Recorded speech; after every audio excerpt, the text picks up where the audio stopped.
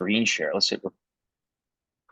All There right. we go. There we go. Dude, so 15, couple minutes late. That's all good. How'd the clinic go today? Oh, it's great. It's just, one of those things. I'm sure I tried to be a hero, tackle couple MODs, turned into Oh yeah. MODBs on a couple, and hey, we pivot. Life happens. We say, listen, maybe we need a crown, maybe we don't. We're gonna see what happens. And sometimes we need a crown. Sometimes Yeah, we need a crown. yeah, that's it. Going full coverage is, it's never it can't hurt, right? No, it It's full can't. coverage. Absolutely. Full coverage. Old amalgams, the patient's kind of asking for a lot. Old MODs are like, can you do another MOD? We'll try. We'll try. We'll try. We'll try. Sometimes we gotta convert. That's right. Dude, so wow, you're dressed nice, man. I appreciate you. Thank you so much. Dude, so how's the day looking? How many days a week do you work right now? So right now, well, I haven't graduated yet, actually. So I'm finishing clinic, and I'll be expected. Our last official day is May the 19th, and then our graduation is June the 4th. But expected, graduation date, all that. But long story short, I'm doing clinic Monday through Friday. I'm slated to be there 12 to 7 every day, but I can go in earlier if I want to and book other patients. So honestly, sometimes I'm a glutton for punishment, and I book myself a 7:30 to 7 day because why the hell not? 7:30 to 7. 7:30 to 7. I've done quite a few long days like that, and I could give you a lot of reasons why the hell not. Yeah. Yeah, exactly. No. But you got to do it. You got to do it, dude. So what's going Abs- on, man? What's going on with the podcast? What? Absolutely. So yeah, we're in a transitional period right now where it was Dental Student Vibes podcast, right? We found ourselves in the boat where four of our guys, Anthony, George, Seth, and Matt, have all since graduated. They're all 1 year older than me. I'm now about to graduate myself. So the dental student portion is now kind of done. But what we want is a transitional podcast where we turn it into something that gets passed down. We want to maintain ownership as mentors and help educate future dental students along the way. But we want to bring on fresh blood, fresh dental students to come in, take over the podcast as the hosts, and be something that we keep passing down to future generations and keep going. Oh, I love that. I love that. And so exactly is it's exactly what you said. Keep ownership, keep kind of supervision and eye over it. Keep the motivation there, the inspiration in the set, right? I love Absolutely. that. Sean and I were doing some stuff with that with students in dentistry. I'm still working on Elite Dentist. He's still on Top Dental Practices. We're bringing Dose of Dental podcast on board. We're bringing it on. It's part of the team now. It's you got to do that. You got to upgrade, but you can't let. What I don't like to see is people letting it all go and just say like we're better than Absolutely. that now, or like we're gonna move on. No. This is still you. Keep the inspiration there, the purpose, the message. Keep working on the mentorship. I love that you're doing that. Absolutely. No, I think it's great. It's been an awesome platform to be able to meet and link up with people. That's honestly, Dental Student Vibes podcast has been kind of my springboard, if you will, to all the other endeavors and ventures that I've had. It's led me to, be now CEO for this nonprofit. It's led me to meet this woman that is the love of my life. And it's honestly, dude, it's led to so many different awesome opportunities in my life that it's also led me to start working for an ortho company. So, life has moved very fast. Just from saying yes, I'll be a guest on your podcast to then yes, I'll be a co-host on your podcast to now here we are. Dude, you just introduced like five topics that I want to touch Absolutely. on right now. But before we go into it, cheers. This is the first time I'm gonna have a beer on the set. Why not? Cheers, brother. Thanks for Cheers to coming on. you. Absolutely. Oh man, so let's get into it. Holy smokes. Wait, so yes, we're gonna go into the foundation. We're gonna go into the love of the life. Absolutely. And you're wait, what was this? You just mentioned an ortho. What Yeah, was so what was that? I work for an ortho company. It's called Forever Align Club. It's based originally out of Georgia by Dr. David Carter, is the founding orthodontist that runs the company. He's one of my mentors as an orthodontist. He started a company called Forever Align Club. Basically, think about it as we've taken all of the pitfalls out of Smile Direct Club, out of Invisalign, and all the other kind of swirling around ortho aligner companies that are out there, taken all big corporate out of the mix and put it into the hands and autonomy of dentists and orthodontists that are running everything. No more big business is going to dictate the show. It's all going to be dentists and orthodontists. It's going to be kind of like an Amazon where there's drop shipping direct to consumer with products. So to give you for instance, patient X comes into the office, they get bleaching trays, they go on a vacation, forget their bleaching trays somewhere. Oh man, doc, I lost my bleaching trays. Do I really have to come back to the office? No, man, we got a scan of your teeth, with our Trios or with our iTero scanner. We'll just send it directly to your door. And you know what? You didn't even have to call us. You could have gone on our portal on the website and just ordered it, click like Amazon direct to your door. Wow. So it could arrive at your hotel room in Costa Rica, and you It could just could. continue the treatment. Absolutely. And That's the pretty nice part incredible. about it too, we're going to kind of space out the aligners. So this is essentially beneficial for the providers, not so much for the patients as well, because it's more cost effective, but for the provider, we can kind of tackle it from both directions. From the provider side, you're not spending a really large lab bill on your Invisalign or treatment like that up front. What you're going to do is we're actually going to stage it out in phases, right? We're going to manufacture 5, maybe 6 trays at a time and see how the patient does. Do they need another 5 or 6? Do they need another 5 or 6? Do they need another 5 or 6? That way also it's beneficial for the patient. They can pay in installments. They're not paying $5,000 up front for Invisalign, $6,000 up front. They're paying for the 5 trays, then the next 5 trays, then the next 5 trays. So then going back to the provider, you also are not eating this large lab bill for the same amount of trays that you're giving to one patient when it's maybe double the amount of trays for the next patient. So you're now Mm, actually getting truly now compensated based on how many trays and how much time you're actually investing in that patient. interesting. Interesting. I see what you mean there. It's benefiting the provider and the patient at the same time. Absolutely. I like that. I like to see dentistry as a whole go more in that direction and less in what benefits the insurance companies. Just to throw it out Absolutely. there. Absolutely. That's the whole point of, then we're going to pivot back. That's the whole point of this nonprofit that I'm the CEO of now. It's called the Private Dentist Alliance for a reason. We're not anti-DSO, we're not anti-insurance, not any of that. But basically what the purpose is, it's a nonprofit by dentists for dentists with the sake of preserving the private practice of dentistry and supporting a fee-for-service model over time.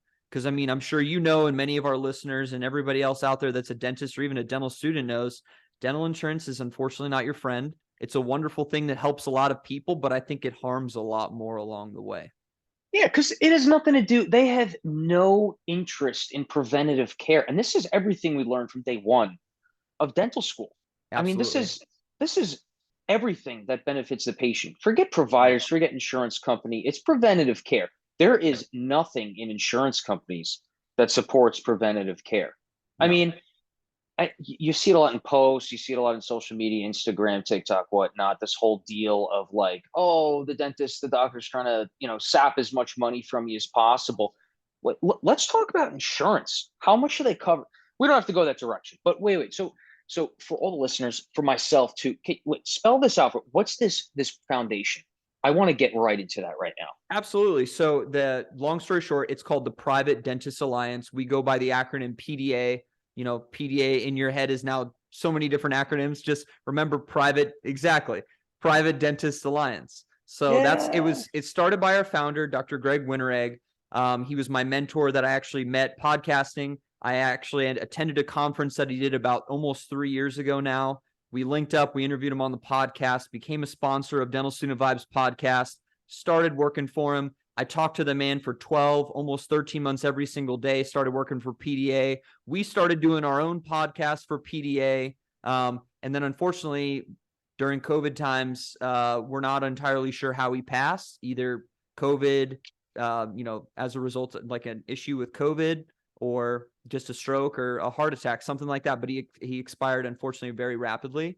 So he's no longer with us, but we're continuing the company on in his honor. And I've been asked by the family to step in as CEO to continue his mission. Wait, what? He passed away? Yeah, so Dr. Winteregg passed away in July, not this past July, but the July before that. So almost 2 years ago going on now. About a year and a half ago. 2021. 2021 during the height of COVID. Yeah. Oh my God. Yeah. So so you had mentioned a couple things, sponsor of dental student podcast, dental student. Right. So he was he was very early on a big, he had a lot of influence on you. Did he Absolutely. have on the He's whole team or just you? the whole team for sure, but me especially. So to give you a little, like for instance, about myself and a little backstory on me. Yeah, So yeah, my greatest mentor of my life, it's my grandfather. He was a dentist as well. Actually, yeah, I'll share with you. I got a picture of him right here. yeah. Here we go. So this is my grandfather is a dentist, Dr. Salvatore Spallone. He Spallone, start SP Spallone, just like Sylvester Stallone, but instead of a T, it's a P. with a P. Yeah, yeah, yeah. Yeah. So that's my Oh, grandfather. very He was nice. he was a dentist originally from New Jersey, moved to Florida, kind of started the whole family plan here in Florida, started his first practice in Coral Springs, Florida, then his eventual second practice in Vero Beach, Florida, where my hometown is. My aunt now runs the practice, and kind of life has moved on from there. But just to give you an example, he unfortunately passed away right before I went to dental school, so he really never got to be like my mentor while I was in dental school. I went through this kind of transitional period in my own life where I was like, okay, I'm really looking for my mentor. I have all these other mentors, but I don't have that, that one true mentor that was like him. Dr. Mm. Winteregg just kind of gets laid into my lap. I didn't even really go looking for him. And like I said, I talked to the man for 13 months almost every single day, whether it was he was the coolest guy in the world, whether it was a call where he called me at 3 a.m. in the morning sometimes, hey, just had a thought, or he'd send me an email, or he'd be like, hey, I'm playing my racing simulator at 3 in the morning, mind you. And I had a thought, coolest guy you'd ever care to meet. 3 a.m. and what were these ideas though on a racing simulator? What was he They're getting at there? any and all ideas about anything. And I have actually right in front of me, you get to see Dr. Winteregg. Yeah, yeah, please. So he actually wrote a book. It's called Fun at Work. I'm Oh, I currently love it. reading it right now again. Fantastic read about how to be a great business owner, honestly. He tells you in it, he put Greg Winteregg on there, not Dr. Greg Winteregg, because he doesn't want you to get influenced and say, hey, why should I take business advice from a dentist? Because stereotypically, Mm. dentists are not great business owners. They just sometimes don't get the business model right. So he said, I didn't want to influence anybody by saying, hey, I'm the doctor. I just wanted you to know, hey, I'm Greg Winteregg, and let me teach you what I did right about business, what I did wrong at first, and then what I did right in the end. I really like that. I really like that idea. Remove the label of doctor, dentist, etc. from it. He's just Greg Winteregg. I like Absolutely. that a lot. I like that. No, that's a very interesting point. Sometimes we get stuck in the label of being dentist, doctor, PA, physical therapist, PT. No, that I like that a lot. And then he went into it. Would you ever consider writing a book, Cole? It's so funny you say that. I actually have. And You've number written? one, I haven't written a book. I've thought about writing one. I actually have two in mind that I'm thinking about writing. Number one, because obviously this man right here was such a huge impact on my life. I kind of want to write a part two to this book. I want to write a Oh, continuation, and I want to dedicate to him the same way I'm running this nonprofit for him, as well as I want to write a book about mentoring the youth. Because truly, mm, Brendan, when you truly get to know me, the heart and the core, I've had a really transitional year myself where I figured out what's really important to Cole, like what motivates Cole, what is at my core, what's at my essence. Yeah, I'm going to be a dentist. Yes, I'm going to be a productive member of society. Yes, I'm going to do all these other things, right? I'm a son to somebody. I'm a future husband to somebody. I have all these things, but what truly is at my core and what makes me me?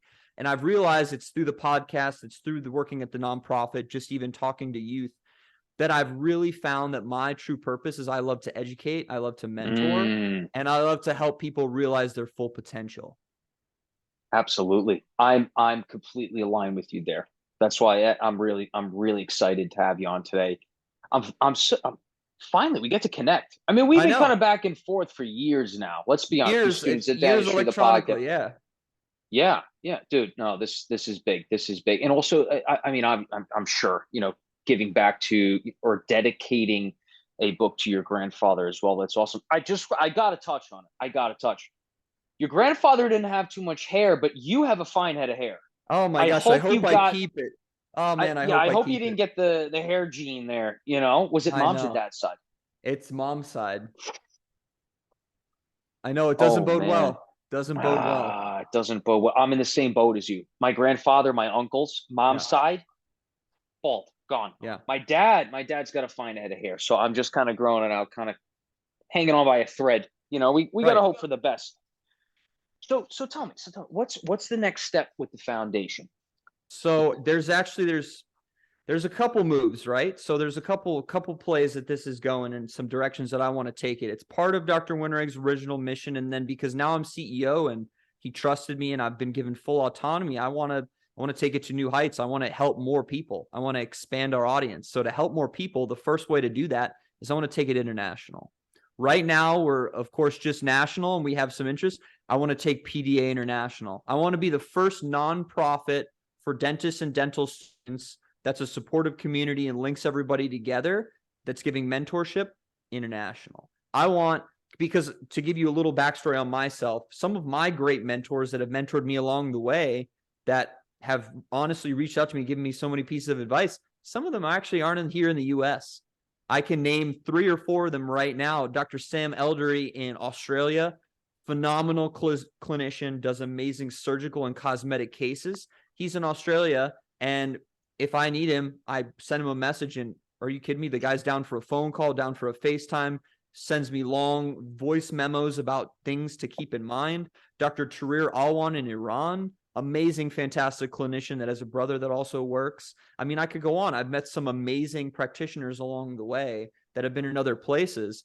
And I was thinking to myself, here in America, we're so caught up in the people that are here in America, right? Because that's who we are. We're living in one of these 50 states, and these are the people that we're constantly exposed to. We see them on social media. However, there are these other phenomenal practitioners in all these other countries that we're not getting exposed to on the daily basis. And they learn dentistry in different ways than we do.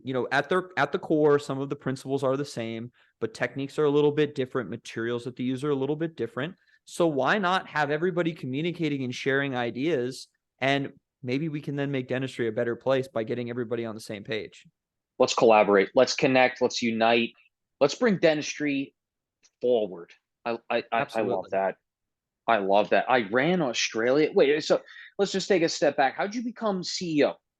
So Just absolutely. So I started on, just basically being Dr. Winterig's assistant at first, and then from there, I started hosting podcasts with him because that's basically how we met, so he saw that I had a knack for that. He wanted to do podcasts. It's kind of cool how we'd approach them.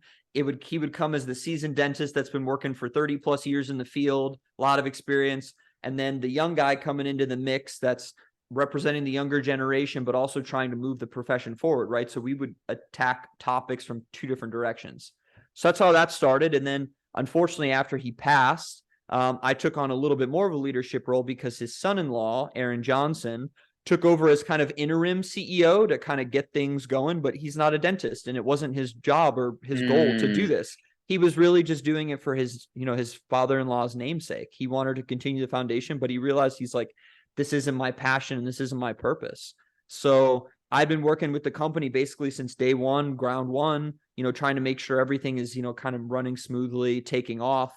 I started out as also knowledge center director. We tried a pilot program of making a knowledge center where we were trying to like make our own content and make our own platform. But honestly, at the end of the day, like that's far off from the initial mission and mindset. So we didn't really get much traction from that because we weren't super passionate about it.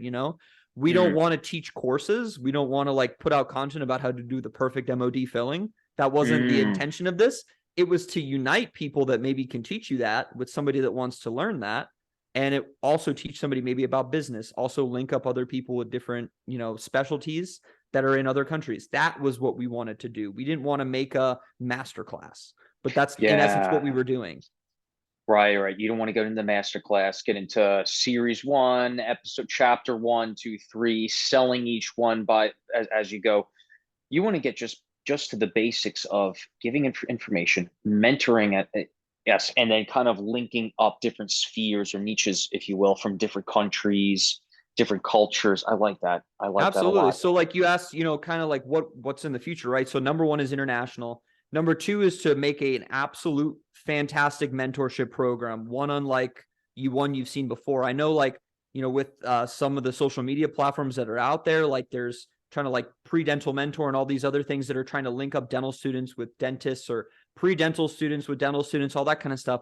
I want to take it a step further, and I want to truly get into what's in somebody's core and link them up with an individual that practices that same way. So not Mm, only like mm, Jimmy wants to practice endodontics, so let's link him up with an endodontist. No, Jimmy wants to practice endodontics, but maybe he wants to practice endodontics in London. Let's link him up with an endodontist in London that has similar interests. So I want to take it a step further like that. Billy wants to be a cosmetic dentist. He wants to live in California. He wants to live that lifestyle. Let's find him a cosmetic dentist in California and send him out there to go mm. get mentored by him. That kind of stuff. I want to find, because there's all these individuals that I've met along the way. I can name so many people that have been like, hey, I'll pay for your trip out here. Come out here and I'll mentor you and I'll teach you. You have a place to stay at my place. Somebody that you really don't even know, but they are willing to, in essence, take the shirt off their back to make sure that you as an individual can grow and to learn. And so with all those individuals out there, I'm like, we can make a community like that where we can help all these dental students and pre-dental students really find their way and not really feel like they're forced or being like led into something that they're not going to be happy with at the end of the day. I love it. How are you going to connect a dental student who wants to be an endodontist in the Los Angeles area with a dental student with an actual endodontist in the Los Angeles area? It just what's the first step? How are you doing that? First step, honestly, is we have to network. We have to grow the network. So we have to get our name out there. We have to let people know that we have all these wonderful things that we want in mind. We want to find like-minded individuals that want to help, want to be part of this community, and want to help just support the profession. So the whole point Yeah. is to support the profession, to support the individuals that are in the profession, and by doing so, we can then also support the future patients that these professionals, whether current or future, are going to take care of. Because if we make the profession better, we're going to make the care better. I 100% So, agree. so 100% networking is the first step. So we have to actually get our name out there, right? Like we only have a couple hundred members as it exists now, and we can't do exactly what you just said with only a couple hundred members. We need thousands, we need 100,000, to be able to have Yes. that reach, that sphere of influence, to be able to say, hey group, we're looking for an endodontist in the LA area, so that they can say, oh, I know so-and-so. But the awesome part about this profession though, is you really don't need a tremendous amount, because even though dentistry is broad and there are a lot of individuals, a lot of people know people. So even if you know It's a small world. yeah, even if you know one person, they can link you up with somebody that they know, even if it's somebody that they just went to dental school with. Oh yeah. Dude, it's a small world. It's a small. And by the way, I want to let you know, you're like famous in the dental world that I know. I So, appreciate that. dude, this is exciting to be on tonight too. I just wanted to touch Well, base there. likewise, when I mentioned that I was on this tonight, they're like, "Oh, I know." I talked to some of my friends. They're like, "Oh, I know him," and I'm like, "How do you know him?" They're like, "Social media." I'm like, Nah, "Exactly. There we go." we're all connected. We're all connected. You That's it. mentioned before pre-dental mentor. Yeah. I'm not familiar, or unless I know what I think maybe you're is that what is that a program? Is that an affiliation? Is it like a foundation? What is that? At Just so some I point, Pre-Dental Mentor was a program. I can't remember who hosted it. It was based on social media, basically. They sent out something to dental students to mentor pre-dental students, and they kind of linked you up. They said, "Hey, so and so, we're going to link you up with a pre-dental student that wants to maybe go into the field. What's your email and your phone number?" Link them up. I wish I remember who ran that, like the platform. But I thought it was was great it because was it because I don't want to be by, but like, do you remember if it was students of dentistry or not? I think it sounds familiar. It was probably students of dentistry. Okay, awesome. Because Yeah. we're still building that, and we're getting there. We're working with a new website company. Actually, you mentioned Australia. They're based out of Australia. We're getting there. Okay. But the whole point of why I bring this up is because Yeah. your goal is to connect on the international level Yes. people down to the fraction of an dental student interested in endodontics to an endodontist Right. in Iran, in Australia, in Right. Los Angeles, in Right. Canada. That's what we're trying to build there. So we're aligned. We're on the same page here. Absolutely. I'm glad that you mentioned that. We definitely have. I have some ideas for you, and I want to hear your thoughts because we just had a meeting with the website team last night, and we're getting there. We're getting it. Right now, we're working on the U.S. and then we're going to expand. But look, if this is what you're trying to do, we're trying to do it so that pre-dental students or dental students connecting to residents, specialists, general dentists for free. They should not have to Absolutely. pay for this, That's right? This that's the is whole point. Yeah, this that's is the whole everything you're point. about. That's the whole point of No, the nonprofit. All of this is another thing you asked what's in the future also. We want to host conventions for dental students, just like right now the biggest like proponents and the people that are doing these free conventions for dental students are all of the DSOs, right? So Aspen does it, Heartland does it. All these big, you know, DSOs, they're the ones that are hosting all these conventions for these dental students. And like, not to say that that they're kind of influencing them then to maybe go corporate. they But I are. want to, they are. They Let's are. let's just call it how it Let's is. just They say are. it. They Yeah. 100% are. They're Yeah. giving massive reimbursements to Yeah. these dental schools. Right. They're putting posters up on Yeah. University of Illinois when the Right. dental students walk into school every day. We Yeah. know what's going on. Absolutely. And you know what? The biggest thing is that is it really in the patient's best interest? No. So No. I'm on the same page with you, brother. So we want to host conventions for dental students that are funded by private practicing dentists, that are funded by loop companies, that are funded by all these other individuals that want to do the same thing that they do with the DSOs. They dump a bunch of money to the DSO so they have access to the dental students to offer them supplies. But we want to do it in a supportive, good environment. I don't want to just invite anybody. I want to invite all the stuff that the dental students would need: disability insurance, student loan debt repayment, loops, like all the stuff that matters, not random companies that just want access to these students and not like To really sell them garbage. right. Yes. No garbage, stuff that they actually need, quality products. And that's the individuals that are going to pay for it. So the students don't have to. What gave me this idea is when Dr. Winteregg first hosted this first convention that I met him at, he actually hosted 15 dental students from Nova, I believe it was, and put them up in a hotel, got block pricing on the rooms, paid for their dinner, paid for their tickets, and gave them a promo rate on, I believe, even their flights. He got all this stuff taken care of by members of PDA. They actually just contributed money. We're like, no, dude, we want this to keep going. We want it to work. Yes. Yeah, exactly. Exactly. And let's get some speakers there. Exactly what you said. Let's talk about disability insurance. Let's teach dental students about when they should start thinking about getting malpractice insurance. When should you start applying to a job? Let's get some people in there that are in residency in different specialties. So you can go see the endodontics resident. You could see the Yeah. endodontist, the practicing. How are you going to start your own practice as an endodontist? Let's get niche based. Let's get in there and let's give Right. the information back to the dental students. Let's expand and grow this profession from what it was. Let's get back there. Let's keep it going in the future. Let's get all the mess. Let's get all the money motives out of the room. And let's get back to mentorship, education, patient-centered care. Yes.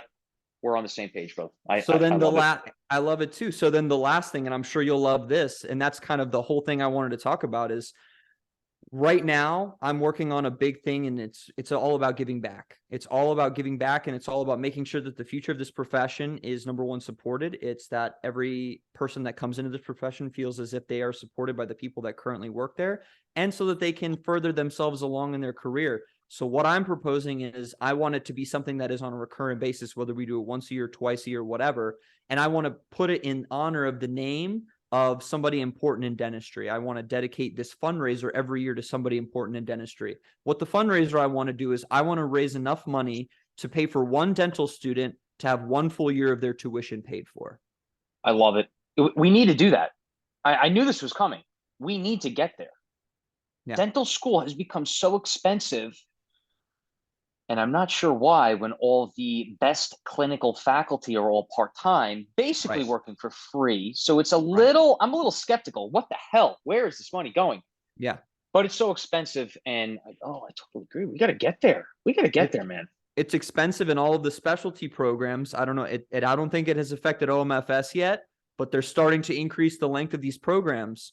Why are we increasing length of programs when we're getting the same amount of content? All that's changing is we're getting another year for more cash. Bingo. That's exactly what it is.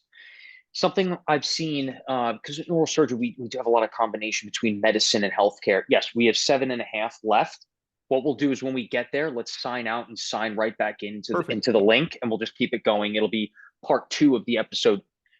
I'm seeing a lot in medicine where I'm observing a lot in medicine where actually one of the attendings mentioned it the other day. There's a lot of so the medical schools, and you know this is happening in dental schools too. The amount of students in the class, the number of students in the class is gradually increasing, but the residency spots thereafter that you need to apply to is fixed. And Right. it's been fixed for 15, 20 years. Now, Oh I'm yeah. not talking about one or two spots have increased at this program or that program. I'm talking about in bulk. Every dental Yeah. school in the country is increasing by anywhere between 1 to 10 students a year. And it's happening in medicine as well. Residency spots are not doing that. They'll increase one or two spots every 5, 10 years. Right. And that's being generous. So we're increasing the pool, we're decreasing the supply of spots afterwards for people, for doctors to actually go on to practicing after. And yet the media is claiming that we're in a doctor shortage. So I just don't see people supporting the words. Um, Unfortunately, no. we need someone to talk about this in the foundation, in the convention that we're going to put on in the future, the annual convention. What I want to do is create a greater New York dental meeting, but Love it. internationally, and let's move it around the country. So we might Yes. not be able to go to New York this year. Let's host in LA next year. Let's go to Right. Florida the next year. Let's Yeah. go to Texas, put in the center, like pretty much how ASDA does it. I think they do a great Absolutely. job at that, right? Yeah. They do. They do a good job. I think if we have them run the convention, like the administrators, the executive club members, I think they do a phenomenal job at it. And then we give them, you print out like a pamphlet to a booklet pamphlet to, I forget the word for it, but for the convention, it would give them the publicity that, they put this together. They deserve some credit. Put it there. Everyone comes to it, gets the book. We feature them on social media across several platforms. I don't know. I'm just trying to think because someone actually needs to give like on broad scale to the profession, and we need to move forward for once in our lives. Absolutely. No, I mean, I think, and I'll do you one better here. This is you're talking about increasing 1, 2, 3, 4, 5 slots. How about this? My dental school, LECOM, is increasing next class size 50 slots, 50 extra students for the next incoming class. Why? Exactly why? How many clinic chairs are there? There's the other caveat: no increase in clinic chairs. What are they going to do? Have people come in every other day? Either every other day, or we're going to talk about shifts right now, right? So we're even at a shortage. So I don't know if you're aware of like how LECOM kind of does things. I'm not. Fourth I'm not. year, Tell me. fourth year of LECOM is a little different than most dental schools. They take the class, they split it right down the middle in half. There's 103 students in my class, so there's 52 of us in one location, 51 of us in the next location. Split between two locations. One is at where I'm currently at. It's in Defuniak Springs in the panhandle of Florida, little tiny country town in the middle of nowhere. The other half of the class goes up to Erie, Pennsylvania, in the mothership of LECOM, because LECOM's an acronym for Lake Erie College of Osteopathic Medicine. So they Yes. send the other half of the class up there. So why they did that, at the heart, they had a good idea. They wanted to put a dental clinic in an underserved community. Defuniak Springs, there's like not a lot of dentists. So it's great that we're there. We're able to support the community. However, because it's a small area and they didn't have a lot of like maybe proper planning, I don't know. We only have 30 patient chairs, but there's 53 of us or 52 of us. So we have to come in shifts where we have to come in. That's why I said I'm slotted to be there from 12/1 o'clock till 7 o'clock. That's my shift. And then there's a morning shift from 7 to 12 or 1. So that's how we can do it, right? I can take over somebody's shift if I want to do a 12-hour day if I want to, but I'm not slated to do that. So that means if you're not a go-getter, you're only really getting half of the experience if you think about it, right? You're only getting a 12 to 7 o'clock slot or a 7 to 1 o'clock slot. Think about how much more patient care if you were a go-getter that you wanted to get in, if you were able to have all day, right? Say it was 7:30 to 5, right? Like a traditional style school. What about the clinic doctors? Are they in there in shifts too? They are. Some of them pull all dayers. I don't know how they do it, but some of the part-time people that are only there 1 or 2 days a week, they come in 7 to 7. God bless them for that. Oh, oh man. And then Yeah. what are we looking at? if you increase that, so right now in Pennsylvania, you're Pennsylvania, right? That's where the other half of the class is. I'm The currently other right half. now I'm in Defuniak Springs in the Panhandle of Florida. Great. I got it. So 25, another 25 students adding to those Per shifts. location, yeah. What are you doing when a patient cancels? I'm at the VA right now. I had Right. two out of three cancellations today. Yeah. What do you do when you're a dental student, your patient cancels? Sit around and twiddle your thumbs. How many patients are you getting from 7 to 12:30? It just honestly depends. We have kind of full autonomy of our schedule now. So if I want to overload it with patients, I can. But stereotypically, two. They give you two. They give you a 7:30 to 10 o'clock slot and a 10 to 12:30 slot. But if you're a go-getter, you have speed, you can start cramming some stuff in there. I totally understand, but you should not be cramming. I get it. You want to see as many patients as possible, but Right. you're only being fixed and limited in time because of the dental school that you're Of paying course. tuition Yeah, for, and you're absolutely. being limited. You should not have to cram because of their opportunity to fit more students in a fixed amount of time. That's right. I think that's ridiculous. I really think that's ridiculous. Who's overlooking these universities for doing this? I, Absolutely. you know, we'll get there eventually, but just real quickly, it looks like we got a less than a minute. Would you mind just signing out? We sign Not at back all. on the same link, Reese, and we'll just hit the record and we'll keep going. Perfect. Let's do it. Let's do it. Let's do it.